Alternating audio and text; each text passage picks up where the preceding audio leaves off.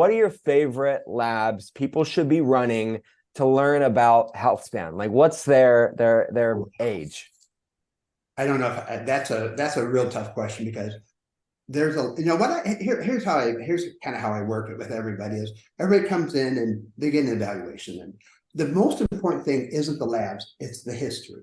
It's what their lifestyle is, what their family history is, what their story is, because based on that is how you start determining where to start in the longevity program for them. Because if I get a guy like you who's healthy, been energetic, doing well, you're going to have a different starting point than the guy who comes in who's 50, who's overweight, who's tired all the time, and he just doesn't have a libido, and he has brain fog. I mean, they all start different ways. So phase one is always about talking about your diet and your exercise.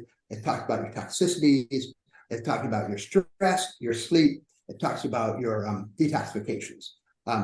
So when I start doing labs on people, what I'm going to really look at is inflammatory markers, things like CRP, SED rate. I'm looking at oxidative markers, and people sometimes don't know the difference between oxidation and inflammation. I always say oxidation is the fire that burns, and inflammation is the heat that the fire causes. And we can measure those different things because the oxidation is what we are. We oxidize food. We burn food.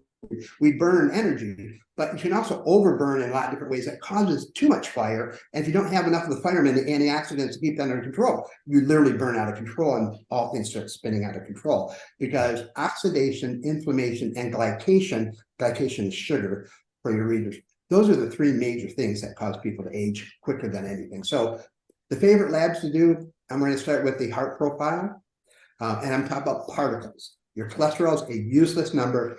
Take it from one of the top ER docs in the country. Cholesterol numbers don't mean anything. But if you're looking at the particles that carry the cholesterol and how they get changed when they get exposed to oxidation, inflammation, and glycation by becoming these small, dense, hard little bullet particles, those is a valuable number. So always know what your small, dense particles are.